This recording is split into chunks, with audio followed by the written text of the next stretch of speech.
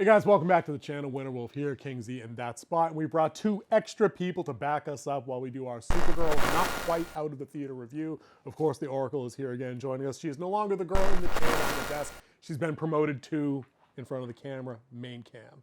Hello. We're also bringing on old friend of the channel, the D-Block is here to give his expert take on Supergirl. He might surprise you with some of his takes. Buckle up for that. All right, we're home. We're recording. Who wants to go first? We have the female demographic, we have a hardcore comic demographic, and we have the same two things we always say all the time about James Gunn and stuff. Maybe we should open with the female demographic because I feel like it's all downhill after that. I feel like the best chance this movie review has right now is what the Oracle has to say. Okay, so I liked it. Sitting there in the theater is like, oh my word, they're gonna hate it. I thought it was good. And they're gonna be like, you're not a real fan. That has never been said on this channel to anybody. Name every Supergirl person. Yeah, no, we don't do purity tests here. No. No, I thought it was good. Like, I would maybe watch it again. Just because I don't know. No, it was good. Now, since you're not behind the desk tonight, I'm going to do a little producing while you were just saying that. I was trying to get the updated Tomatoes score to put you in see what kind of group you're in here. The score is actually on the rise, boys and girls. The critics have it at 59, which is 2 or 3 up from yesterday, give or take. So right? The last one I saw was 56. Right. I have the audience reviews up because the embargoes are up. If you're new to the channel, a lot of times, even if you had early access tickets on Monday, Tuesday, you can't enter your review. The critics typically can't load theirs in until just about Thursday morning. But the audience reviews are in. We're going to go around the room. What do you think the audience has this movie at right now? 80%? Is it like out of 100? I don't know. It's Rotten Tomatoes out of 100. What do you think? 85. Okay. 79. D-Lock? I would say, about 80%. 75. 75 on the audience. Interesting. Now, what would you put it out of 100? I would say probably 85. Like, it definitely had some, like... So you're kind of status quo with the general sentiment of what the audience is about 85. You're a little higher than that, but 85 is fine. Okay. Okay? Me, I would actually stick right around the audience between 75 and 79, right in there. Okay. That actually surprised me. I thought you were going to be a little... I know you're going to be higher on it than I am, but I thought you were going to be a little lower. And D-Block? Easy 7 out of 10. Easy 7 out of 10. Wow, dude. All right, I got extra lifting ahead of me here. All right, no worries. I'll do that later, though. As the person in the room that probably enjoyed it the most, then, what was the highlight of the movie? The middle song. Not the middle of the movie, but the cover of the Jimmy Eats World. Okay. The middle. I thought that song was perfect for that scene. It was That's a typical Gunnism. He slides in the music. Yeah. I'll give you that. Like, the girl thought... I did cry a couple times in this movie. Really? I think, I'm a little more emotional right now anyway, so... Okay. But it was like she thought she was gonna have to fix everything, and she didn't. Someone else came in and like, I got this. Okay. Like, it's okay. It was just, I don't know. I thought that was sweet. I thought it was a good moment, and then what happens afterwards, I thought that was great. Like, you go. I've got this for you. Okay. Fair. Yeah. That's what I thought. Highlight of the movie. Yeah, Lobo stole all the scenes that he was in. Should have gotten more of them. Should have got the Lobo movie. Just throwing that out there. But that's the other. Highlights. Well, I mean, Lobo never really got his own title. But highlight for me, I'm going to have to go with Lobo. Lobo was really good. I thought it was going to be over the top, cheesy, but like... We also know Jason Momoa loves this character. Yeah. He's wanted to play this character. So the way he portrayed it, I think, was a true fandom type. Didn't get a chance to play the person you like the most in comic books. So here's the part where I rain on the Lobo parade, though. Buckle up. Everything you said is accurate. Jason Momoa is playing Jason Momoa because Jason Momoa is Lobo. They should have just made him that instead of Aquaman like 10 years ago. Oh, yeah. Just jump right into that, right? The problem with this movie and Lobo is if you take the 4 minutes and 58 seconds he's in the movie out, he doesn't matter. It's completely irrelevant. He's Indiana Jones. Dude, he's Indiana Jones in the submarine controversy. It's clear to me now that in the development cycle of this movie, right, they knew this was going to bomb, and they were like, what can we do? And somebody in the boardroom said Lobo, and they're like, fuck it. Call Momoa, he wants to do it, give him $5 million, $10 million, $20 million, whatever, and put him in for 5 minutes. Because nothing he had in this movie was anything other than entertaining people that like the character, which is fine. Which is fine, because he executes when he does that. So I was okay with that. He kind of played the devil versus the angel on Yep. the little girl's shoulder during that. Yep. He was the one who was all for it, like, take care of it. Sure. And, like, he talked about, like, his plan to get them out. Yeah. So he did have some play in there, but it was more of, like, you could have put anybody in Yes, prison. that's what I mean. Like, it didn't had a have to be purpose. Lobo. It had a purpose. But exactly that. It could have literally been any random... You know what it was? It was the Benicio del Toro character from whatever crap star, TLJ. Like, the hacker cracker I needed happened to be in the prison cell, and it could have been anybody, but it was him. You know what I mean? It's like the same vibe. But he looked good. The Lobo character looked good. The bike looked good. The bike was fun. I like the bike. The bike was pretty dope. But I feel like they grafted him on to a story that, and I get it, it's not a direct lift that people are talking about, that it's the Woman of Tomorrow book put on film, and like it's just Kara, Ruthie, and Krem. The whole like death for the family thing, that's kind of the plot of the book. But literally everything that happens after that setup was completely different except for the Green Sun thing. That's straight out of the book too. But everything else they did was kind of like they went off their own tangent to tell their own story, which is fine, but... I wonder if that's the reason why they changed the title. Could be, because they only used 10% of what the original book was. Yeah. Maybe. But what did you guys think of like the pacing of the movie? I know we talked yesterday that they had trimmed a bunch of time down because I think maybe the story was a little too simplistic with the revenge tale, and it probably didn't need to be 2 hours and 20 minutes. I think it was good where it is now. Mm-hmm. Like it was already feeling a little long in some parts to me, so Okay. like I had to remind myself this is less than 2 hours, but it still feels a little long. So I think it was, I don't know what they trimmed, but I think it was probably smart. And again, like we were saying yesterday, it sounded like they trimmed a lot of what was supposed to be character developmental stuff for Kara. But she still had a lot of it though. they still had a lot, so maybe they literally picked fluff and they killed that. What about you? Were you bored somewhere along the way, like in the middle? Was the beginning too slow getting off the ground? Yeah, Remember, you rated it to the 7, so you can't probably bitch too about much. halfway through, started to feel a little bit, I don't know. I was looking for a little bit more action about halfway through, and felt that, we didn't see enough of Kara. Kara being drunk, Kara being belligerent, or No, Kara punching like nobodies? the fighter, Okay. Too much of the belligerent, too much of the drunk. Yeah. In that part, in that way, it felt a little slow to me. Okay. Too much of the broken. Yeah. Which is wild. And I should have brought the book in from the car, because like the setup is there that she's the broken drunk who stumbles on the revenge plot. But the rest of the book involves zero of her drinking page to page and being like a reject. Like it stops in like chapter 1, and then she's just basically Supergirl. And a nitpick of mine, I'll get to the nitpick because it's the big one for me, because we've talked about this with Daredevil. What did you think of the movie and the pacing? The pacing seemed fine. I don't think they needed any more character development for her. Yeah. And like the girl, like you got all of that. Like that was the story. That was as thick as that was going to get for her. You didn't need any for the bad guy. The bad guy, we've got everything we need from them. I don't think you needed any more of her story, because you got the whole story where she's like, she watched her family die of radiation poisoning. She got lost in space. Now she's a duck out of water, feels out of place everywhere she goes. So it's just that type of thing. I'm glad you mentioned the duck out of water part, because I feel like they tried to give Supergirl the same thing they gave Superman, where she'd already been on Earth, but we haven't seen it. Because Clark called her up and said, hey, when are you coming home? People miss you. You need to be here. Not you have to arrive here. Like, where have you been? Like, I could have used your help on this one kind of thing. And I'm like, seeing some of that might have been helpful for me to be like, oh, well, you do have people. Like, you can't tell me you have people and then complain about not having people all movie long and then go back to the people you had. But I think that also tied into the birthday part. Like, I know this is the, plot contrivance or whatever, but, like, it can be... Plot. There we go.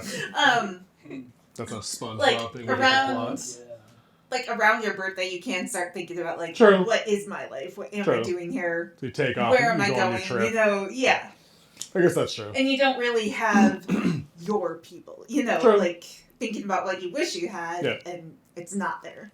Not including that she's going to get pulled in with her cousin's friends. They're not her friends. True. She just kind of, those aren't the friends she made. So she would pretty much be celebrating her birthday alone with her cousin. Oh, yeah. If she had stayed. I mean, how bad is it when you had a birthday party and the only people who got invited was family? Yeah. And he's so awkward around her. Like, Okay. in this movie, it Next was like... topic. Dude! Like, why? I would not want to hang out with you either if that's what you're like. James Gunn does not understand that Clark Kent and Kal-El are two different personas living in the same body. Clearly. Because dude thinks that it's just Clark Kent puts on the blue and red tights, and then it's still Clark Kent. Like, no, bro, stop it. The guy is Superman, for fuck's sake. This guy got hung up on 3 times, right? He got ditched once, and he got peed on again. And I told you seen it when that was the first frame. I was like, nope, I'm out. Not watching the movie. Like, I get it. It's supposed to be funny. But you can't build your franchise around your A-list superhero and drag him like that and make him look like a fool.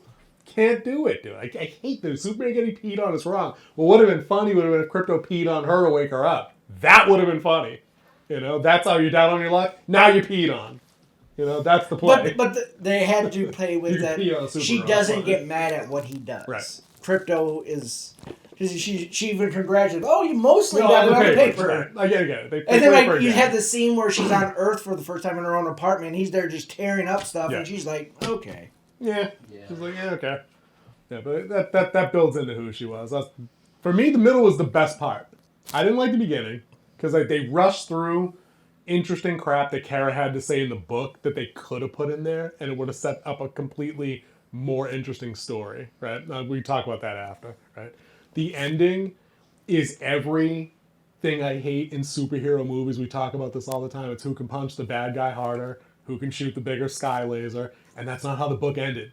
There was a point to the book. I'm telling you, for all the crap Tom King gets, the book was solid. It had an interesting story that involved defeating the bad guy by not punching him harder, and then completely out of character fucking shanking him in the throat. I'm like, wait, what? She's Inigo Montoya now? Like, you killed Donatello's father? Prepare to die? Like, what just happened here?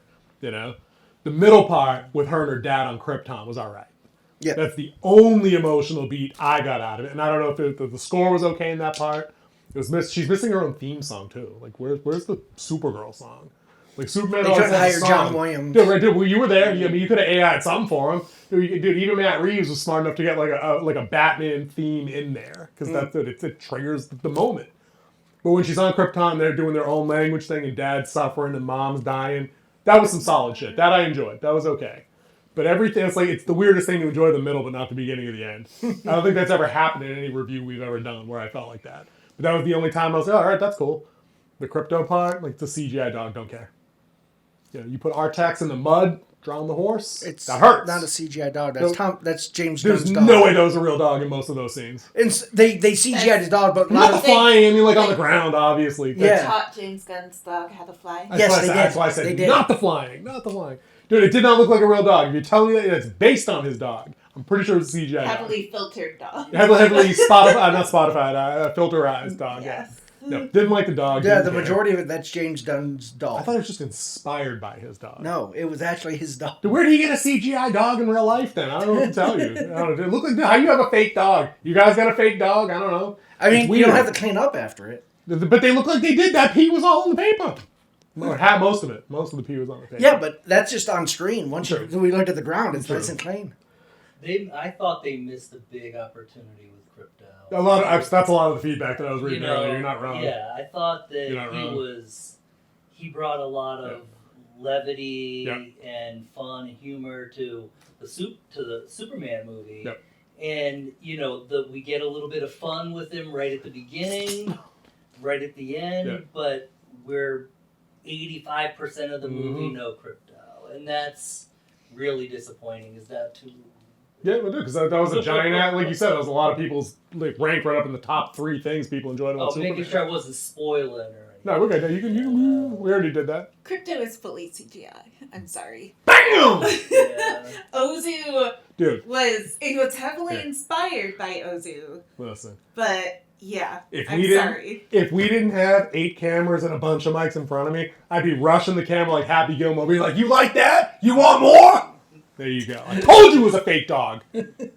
Fucking uncanny valley dog, dude. Come on. Ozu isn't even white, so yeah. Like, I mean, he's like blonde, but like. Ladies and gentlemen, this is a Winter Wolf's Den first, where I completely sniffed out the bullshit CGI dog, and the king was like, he's tired though, he had a long day. It's like, yeah, it's a dog with the walking vest on. Oh, there we go. Yeah.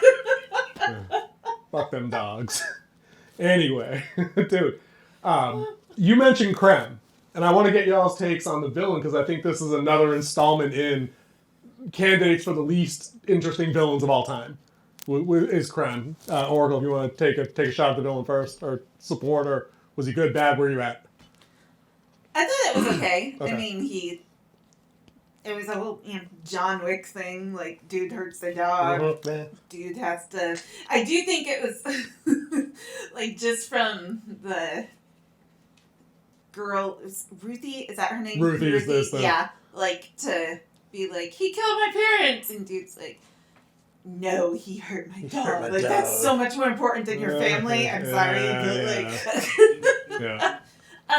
It is wild, like, looking up what Krem is supposed to Yes. look like in the So, comics. Describe, if you could, for people, because this isn't a title a lot of people have read. Like, it's just, like, in the comics, he's just this big white guy with red hair, like a lumberjack. Looking like a Game of Thrones Viking or something like that. Yeah, not super body modified. Yeah. It's very different, but, I mean, I kind of, like, I get it. Kind of goes with the vibe of the movie. It was stylized and Yes. steampunk and looking a little different. Sure.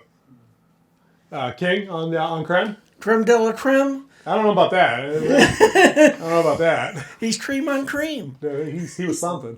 Something forgettable. He's an uninspired bad guy. Like all you know that they're after women to keep their race alive because they have an all male race. They're all male race. Make sure you got that line in there. They had to let you know. They had all to male tell race. So they need women. It wasn't like that in the book. Okay. No. But Thank you, Anna Nagara. Like, do they kill off the girls then that are born? Like, I don't understand. Maybe they're like the Mocklins on the Orville. I don't know. I don't know how that works. I don't know what to tell you. How does that happen? I mean, it doesn't. It would make sense, like if they were born, if they had a girl, like to put it into like a breeding farm type thing to keep the male dominant species. Nope, they don't. None of that. No. They got to kill the women, and then go steal other women to make more men. They just had to do it. They just had to needle me. Where you at with Krem, dude? If we saw more of that, Krem, like, doing some of that. Some ill bad guy stuff, shit, right? We might understand why she puts the knife in his throat. Just listen, I'm not saying anybody shouldn't have. I'm just saying it was kind of stupid that she did it. Had she witnessed that, Yes. maybe saved this girl from something more. But, no, he was pretty boring. I thought, I get why they changed the look from the comics. Okay, because he's pretty plain Jane, dude. Exactly. You've seen that around. Trying to make him scary through all the body modifications. But, what we really have is just a guy who's got a crossbow and... he's got an axe. Yeah, is a good fighter, I don't know. And she has to be without powers at times for him to have any chance. Well, that's the problem with any super figure in the DC versus. You got to depower them so other people can get their licks in. Yeah. You know what I mean? That's the whole reason why they invented kryptonite. Right. This guy's been whooping ass for like 3 decades. What do we do? How do we bring him down a notch? But wasn't Lex, like, he put in all this work, he discovers it, but this guy's just like, oh, yeah, kryptonite. Kryptonite crossbow and a wrist launcher. We know exactly where to go, too. We've got this planet. And why would... He had the whole thing about, like, I made these darts with kryptonite crystals. It looks like they work well. I'm the one of 2 people on this planet. He said verbatim, I've never tested these, but I looked at you and said, it looked like it worked. Like, there's two people, and they both wear S's on their shit. Like, it's pretty obvious. You probably shoot her with this crossbow. Yeah, And she even said, like, that's why they came here. They knew that the kryptonite, like, but how?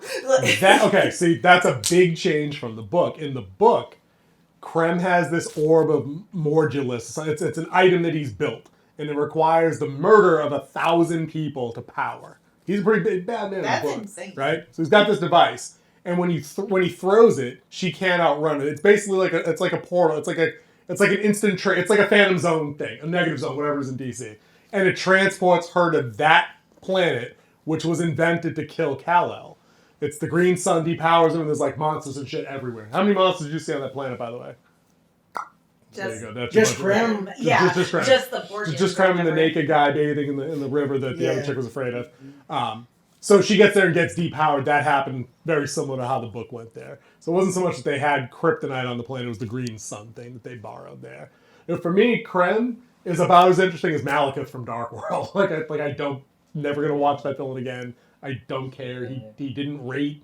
There's nothing intimidating to a guy who in 3 of his 7 scenes is picking up somebody else's food, whether it's pie or a bowl of cereal, and just like trying it and then throwing it. It's stupid.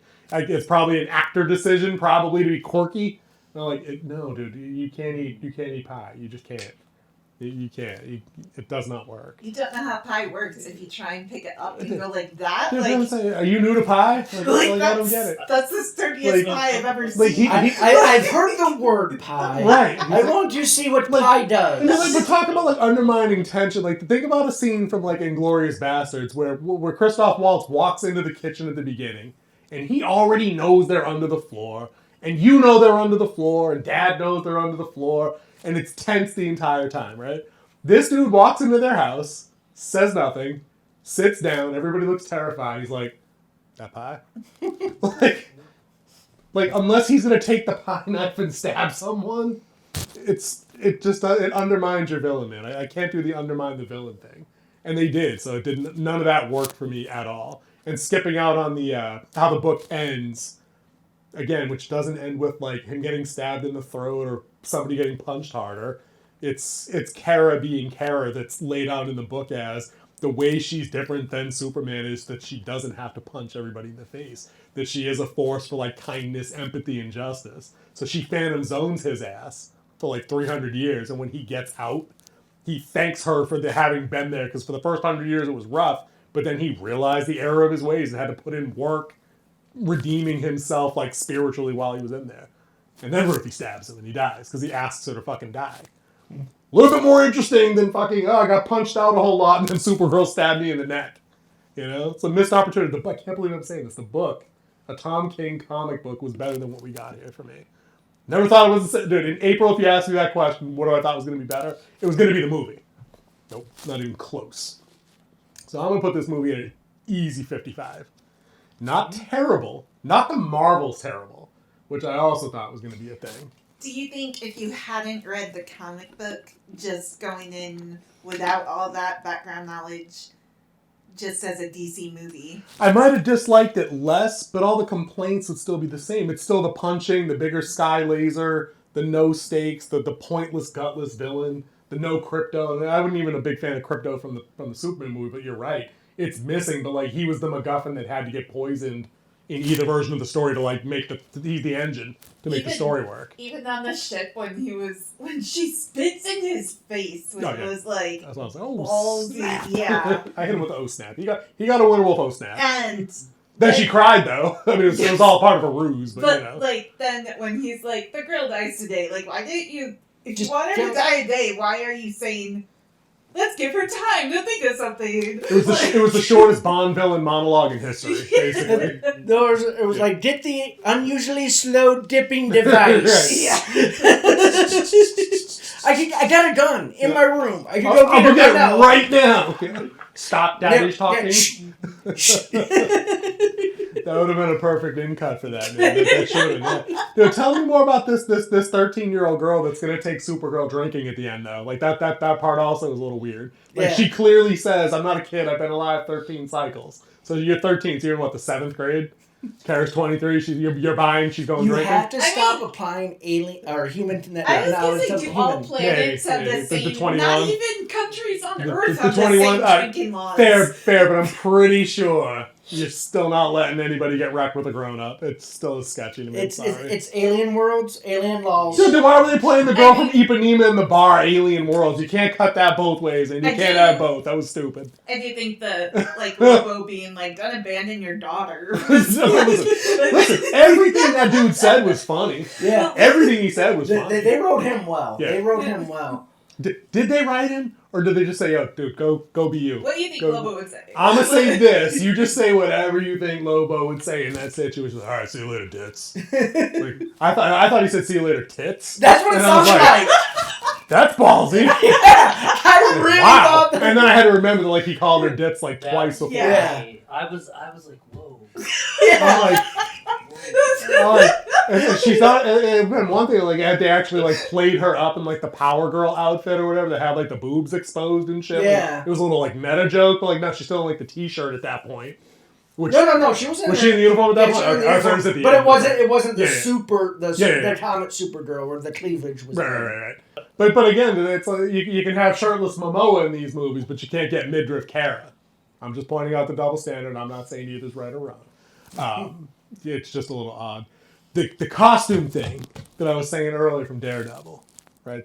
This is why I had to take 37 points off of this movie. This lost a big chunk of points, dude. Stop treating the costume reveal like a reward I had to earn. In the book, in the fucking Supergirl book, she's in the fucking costume from page 1 to page 235.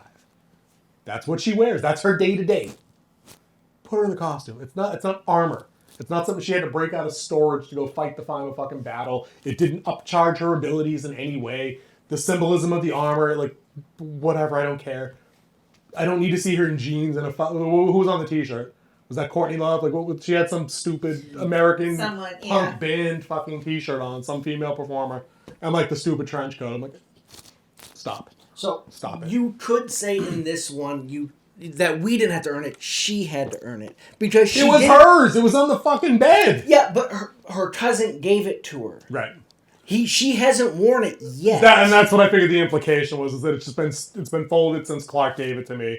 I'm not ready to put it on. Now I'm ready. I'm not that person. This is who I am. And then she finally accepted who she has to be. I get that that's a uniquely me issue with I'm just ready to see John Bernthal in the fucking skull the next time he comes on the screen. I've already done the uniform earned so many times elsewhere. It's the same thing you and I are always saying about how many more times does Uncle Ben have to die? How many more times do we need to see the Waynes have to die? Globally, I'm like, how many more times do I have to see any superhero earn the suit if it's a legacy character that's been around for 40 years? Just fucking put her on the screen in the suit, dude. Tell me a different story where she's already having it. That's a me thing. I get that. But I mean, it goes with this story. Who she does and who she is. She's a broken version of herself because she feels out of place. Yep. I definitely get that. As I said, it's more of a pet peeve complaint within the review of I wanted to enjoy it more, but I kept waiting for that to happen. And if the movie starts and she doesn't have it, it's just you're waiting for dessert to get there. She's going to put it on, even if they don't show it to you directly in the scene. Yeah. And the one thing that was mine, if I want to go with pet peeves, is that the sun looks the same on both red and yellow planets, but not green suns. They had to let you know it was green, dude. Don't you know? But it should have been more red tinted or something than when they're on a red sun planet. Yep. I'm just saying. You're not wrong. What about you guys? Any nitpicks from you guys, specifics that shit that just rubbed you the wrong way? I thought it was funny though. I think that 13-year-old girl needed to go out and get a drink. Yeah, I mean, she deserved one. She stood on business. She did. Right? A lot of going on there. She was at a lot of risk. I mean, she went on a grown-up journey. Fair. Hey, at this point in time, she's a mature back. minor. Knocked She a couple wants to back. go knock one back. She's got Supergirl to take care of her. That's a fair point. It's not like you don't have a pretty good escort. You know? Fair. It was very what? Okay, what's the name of the bad the villain race or whatever? The almond. The brigands. Brigands. Okay. Yeah. It was. What'd you call them? The Amish? The Bergmans. The Bergmans? Bergens. Alright. No, I think it was like the Bergens. Like, isn't that from Trolls or something? Like the. On top of the Bergmans and the Johnsons, the Burgermeister. Joneses, the Burgermeister, I guess. No, but it was when she was talking about the. Like, they have no honor, and all I could hear was, like, the Sixers have no honor, like, the Brigands have no honor. Like, but this is always a pet peeve for me, is her hair, just, like, okay, I have wavy hair, who has naturally beach wavy hair? I don't know. That's awesome. I want that superpower. Like, just get dunked in the ocean and come up, and then 2 minutes later, it's perfect beach waves. I'll tell you who doesn't have it. People that fall asleep in their own vomit. They don't have it. That's a fact. You can count on that. No shot. I thought you were talking about Ruthie for a minute. All I had to do was that tight ponytail for like 2 hours. No, Kara. Yeah. Because she went through so much, and then every other scene, her hair is just beach waves. She has so much to worry about. Now you don't want to take away the hair. No, I don't. I just always am like. Hair and makeup. The hair and makeup doesn't add up. So frustrating. Last looks? Yeah. The pet peeves? Let me think. Any others? Come back to me. We'll come back to you. Yeah. I thought that she needed to be a little bit more supered up. I was waiting for the Captain Marvel moment when she flies through the ship. Oh, yeah. I'm like, why hasn't she done that yet? But see, that again, I get it now where I see why writing a super title would be a challenge. It's easy to write a Batman title, right? You would think. Because he has no power. Because he has no power. You take away the money. He's still a ninja and shit. Like, you can get away with that, but he's still brilliant, right? But when you're powered up to like the level of like Captain Marvel, Superman, fucking Sentry, like these are like Dark Phoenix, Jean Grey, anything. Like, they're infinitely more powerful than everybody else in the A-list. So what do you do about a character that can literally just fly through Thanos' flagship and just down his guys? Like, oh, I don't know. She's on the ground and fighting hand to hand for some reason. Why is she not just cooking the rest of his shit? So I get you. I don't know. Like, I was waiting for that power up moment also. That would be a great parody movie. Make it like 30 minutes. Captain, or like 30 Captain seconds. Marvel? It's like you have the bad guy doing bad guy stuff. Like, you start off bad with just the evil guy doing evil And stuff. then Carol just comes in and then you have like fucking the superhero comes in, just like levels everything. He's like, okay, I'm done here, and then just leaves. Well, that was basically the end of Game of Thrones. Was it like season 7 when the Lannisters are all lined up and Daenerys just rolls in and like torches their entire caravan? They're like, all right, let's go, we're good. We got Superhero places movie to go. good. We got places to be and people to kill. Let's get going. And I'm out. Yeah, that was the superheroes can get. That would be a good parody. I can see that. I can see that. I thought, pet peeve wise, some of the dialogue I thought was a little weak. Some of the, you know what I mean? Like, she's a very, I don't know, in this book, she's not a quippy Marvel character. This chick had something to say every single time somebody punched her. Like, every single time. I'm like, all right, I get it, you're quirky. And then some of the stuff that she said to Ruthie just came across as like, this is the first line I wrote. It's a placeholder line. We're going to go back and polish that and make that a little tighter, a little funnier, whatever it was. And I'm like, okay. Did you forget to go back and check it again? I don't know. Some of the writing I thought was a little soft. That's just me, though. All right, we're back to you. Yeah, well, I was thinking back on it, like, weren't they on the Red Sun planet during the scene of the arm wrestling? No, they were that was right after she got the red when sun. she broke dude's arm. Okay, Yeah, no, they were definitely on Yellow Sun for that. Yeah. Yeah, because it was where she dropped them off. No, she dropped them off at that rest stop, and then she went to another planet. They said that it was a yellow. Yeah. Every time a planet came up, it said yellow, it said red, it said a yellow-green combination for the last one. Yeah, they tried to keep that pretty much on board there. I don't know. Overall, I'll say it's not quite the disaster. Like, if we're not doing the hyperbole, it's not a disaster. It's not anything I'm ever gonna watch again. It wasn't that much fun in the first place. I was definitely bored through stretches, but it's not on a level of like I'm walking out infuriated. Like, and that's I've set the bar that low. Where like if I can walk out of a superhero movie and not like they got this wrong and I fucking hated this and the message and whatever 50, 55. I can't give it 75. It just was not as much fun. The one thing that I didn't ask any of you guys, though, I was trying to think about a lot of other people saying that she's miscast. Is she miscast? No. Billy Alcock? No? No. I do like the one they cast in the CW better, though. Kristen Benoit, or Benoit, whatever her name is, from the series that ran for like 8 years. Yeah. What'd you Yeah, think? I mean, I don't really. I'm completely new. No to dog, this, no so, dog in the race. Yeah, If she's like miscast. as Yeah. a Kara character, like I did love the CW TV show, but Yeah. I liked her in this. I thought she was good in this movie with this vibe. I thought it worked for her. Okay. Like, and I know she said it's not like a girl boss movie, but the soundtrack was like Oh yeah. girl Was, boss was soundtrack. more girl yeah. boss than the actual movie. Like she's Supergirl. She's supposed to be punching 30 Yeah. dudes out in a fight. Like you can't give it girl boss crap. She wasn't talking down to any guy. Dude, she knew better than to talk down to Lobo. I'll Yeah. put Yeah. that right out Yeah. there. Shit. Which I think is No eye contact. Like, she knows. Which I think is also why I liked the use of the middle, because it took Yeah. a break from like all the like power anthems and Mhm. like, you know what, that could just For sure. And you said you're good casting over here? Yeah, I enjoy Millie. I think, she's the it girl of the moment. Yeah. She's going to Zegler this movie's box office, though. And I think they're hoping that, she'll draw interest from the younger crowd to, keep this movie going for... Yeah, I think we're going to see a 70% drop to next week, but we'll see how she turns out. I don't know who else they get. Like, the obvious casting, everybody will say is Sydney Sweeney because she's the hottest chick on the planet right now. But, like, No. that doesn't mean she needs to be Supergirl. That doesn't mean she needs to be this, and this. Like, I don't know. How does that make it any different? Sydney Sweeney would have been insufferable as Supergirl. Like she has attitude coming out of her butt in a romantic comedy. Like she does not need that level of. That's what I mean. Like I don't get like you said. There's an it girl factor because she's on she was on House of the Dragon season 1. Yeah. I mean that was like 3 years ago now, 4 years ago, whatever that was. Like, is she in anything else that makes her like the it girl that I don't know of? Like, has she been in a bunch of other indie films or rom-coms that I don't know of? She might have been more in Australia. She is Oh, an so she's Australian Australian actress, that's right. Yeah. I forgot about that. She might have trained from a long lineage there True. before she got the Game of Thrones gig. Maybe she has other TV credits, probably. Yeah. Possibly.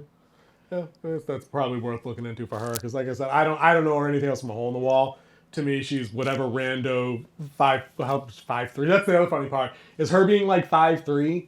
Like, did they have to force perspective the girl playing Ruthie to look like she was a full head and shoulders shorter at age 13 or whatever? We Like, had that long thing for Digger about Sure. all the Tom Cruise stuff, and they do it for him all the time. Fact.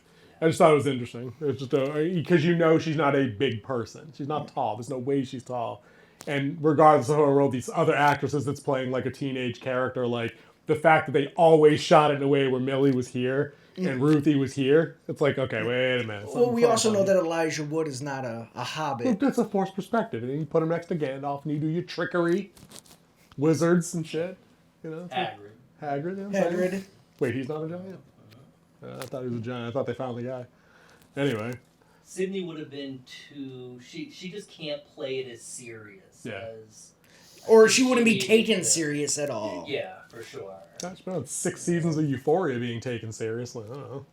Millie looks pretty serious, like at baseline. Yeah, she looks like the feral kid from Mad Max to me, but that's the joke and the meme that's going around. I can Did it definitely feel see a little Mad Maxy to you? Yeah, dude. How do we not talk about that, dude? Like the whole thing looks like it's like straight out of like Thunderdome, like Bartertown. Well, I mean, every planet has Bartertown now. Okay, once again, we're back to a James Gunnism, because, I mean, look at all of the Guardians of the dude, you're not Galaxies when they went to a bar or anything like that. So, like with like the exception of like what's the planet that like Nova Corps is on in Guardians 1? That planet, besides that idyllic, utopian looking green, white, blue sky planet, literally everything else looks like it's from the Borderlands game. Yep. Like every fucking other even planet ever. especially Nowhere. Yeah, okay, but see, Nowhere at least has that really interesting like premise of what it is. Yeah. And then you're like, okay, I'll buy. You want to put steampunk in there? You want to put cyberpunk in there? You want to put neon signs in Japanese? And a Russian dog. Right, Russian Cosmo. You do whatever you want. Nowhere is Nowhere. Xander, just so. Xander, what? No Oh, Xander's the more. planet. Yes, thank you. Xander. I was like, the dog name wasn't Xander. What are you talking about? Xander. Yeah, I'm like, no, Cosmo. You know I know that. Cosmo. Oracle, I see it now. Yeah. That's what she does. Dude, she's the girl in the chair. That's why the moniker was given. You know, that's how that works. Yeah, the look of it though, the Borderlands, the Western, the desert scenes, it did all get a little samey now that I think of it. I'm not going to take any points off it, but I'm like, is this because you guys knew you didn't want to spend $257 billion? Because that's the other thing now too, is people are like, it doesn't matter if it bombs because it's the cheapest movie we've ever made. I'm like, that just means it's proportionally less of a bomb. If it underperforms, it still underperforms. Like, what would you have done anything different if this was your movie? Would you have set any place different, or is it just the fact that she's going from shithole to shithole because that's what the story is? No, I would have changed it up and had it a little bit different. I would have had less population. Yeah. I would have more mystery and trying to like figure out where things are. Mm. I would have built the hunt a little bit harder. I do know that she was on a 72-hour bomb under the table type countdown there. They played that a little different too, though. But I would also would have made it. You know, she talked to 6 people and she found out exactly where she needed to go. Yeah, or she's like, you go find the random The dimensional portal. Jump through, and then she's like, talk to this one guy. Found it. Yeah. Now, explain to me this: the whole world knows she's Superman. They still insist on putting a bag over her head to block so she can't see where she's going. Was it a lead sack because she still X-ray visioned her watch? I don't get what the point of the sack was. That's why like she didn't care. Like, I'm like, oh, poor, put a bag over her head. So they can't see where we're going. I know, right? But then also when they're driving there, then she ain't look out the space freighter window and say, "Hey, green dot, yellow dot, I'm gonna get out here." Yeah, we're down here. Green dot, I don't know, because she knew exactly what was wrong when it happened. It wasn't like she was surprised and they were like, "Oh, hey, this is some new shit we invented. It's a fake green sun. Fuck you. Now you've got no powers." But they happen to know a lot about a planet, about the people who came from a planet that blew up. Sure. Yeah. Sure. He shouldn't have known about kryptonite at all, honestly. Is that how it happened? Is that how it went down on Krypton? With they made their own little space bubble and That's her specific origins. Okay, that's part of her origin story. Yeah, Argo, the city of Argo. Universe. Yeah. There's been 2 different stories for Kara. Yeah, you and I were always talking about like the prime, like the original Prime one. Yeah, where she was sent first. Yeah. And her ship hit an asteroid and put her in a wormhole. Okay. Yes. And she was wrong. Which is why their ages are now. That's why their ages are wrong, because she has to come back through like a different wormhole to get back. Time dilation. Right. So she's still 22 and he's now 35. Is that even canonical in the book? Isn't she a teenager when she gets to Earth, like first run? You know what? I can't recall. And I think that's the reason why they called her girl. Right. Yep. Oh, they had to let you know that part of the movie too. Why he got to be Superman? He's Supergirl though. He's like 5 years old. Like, it just sounds cooler. Superwoman has too many syllables. Stop it. I don't know. I think I liked having Seth Rogen as the voice of the little guy and his little Didn't even know. Yeah. Didn't notice. As soon as he started talking, I was like, Seth Rogen. Is that Seth Rogen or is that a guy that sounds like Seth Rogen? What was that one line? If I knew where, if I had any balls. That was pretty funny. If I had an engine or had any balls. That was actually pretty funny. And I don't. That was actually pretty funny. I'll give him that. So even though we did, the majority of the panel here gave this movie a good rating, I still see that this is the end of Gunn. Oh, yeah. Gunn is going to be out at DC Studios here soon because he's out of ideas. It's always the same. Like somehow he always goes back to his biggest hits, which is Guardians of the Galaxy, and this was just Guardians of the Galaxy and Supergirl. Yep. It's pretty much almost like the setting, the look, the feel. Needle drops, middle finger joke, cute dog companion or creature companion thing. Totally real, not CGI dog. Yep, same. Totally real, not CGI dog. Good, and you can add on to the Gunnism the fact that as we were waiting to leave the theater, we did the pbreak.com check. No post-credit scenes, guys. Nothing. You were good to go the minute the logo comes up on the screen after the final frame. That speaks volumes. These movies have built-in stingers across the board. Like, there's no Marvel, no DC movie, and the shows do whatever they want. But the movies always have something to say. Nothing. And I think that has a lot to do with the turmoil that is at Warner Uh-huh. Brothers right now, going through the purchase from Paramount, and then also just everybody's job kind of up in the air there. So. Yeah. So that means we'll have to track box office heading into Frostcast next week. Clearly, we'll let you guys know how the weekend goes, and then we'll put in predictions for what the weekend drop. Obviously, this is an obsession. It's not going to be a weekend increase. There's no chance. I know you guys all like the movie. There's zero chance the drop is anything less than 65%. I think also because this was more of a mainstream movie. Yeah. I think most mainstream movies will not get that Oh yeah, tick of off the course, next week. of course. Movies like Obsession and Backroom that isn't that mainstream movie will get that tick up because of word of mouth will get more people out to it. Repeat views and stuff. I mean, even good movies this year that weren't horror, like Project Hail Mary, that had a dip week 2. Mhm. It just wasn't 65. 70. No, I think it was like 15. It was crazy low.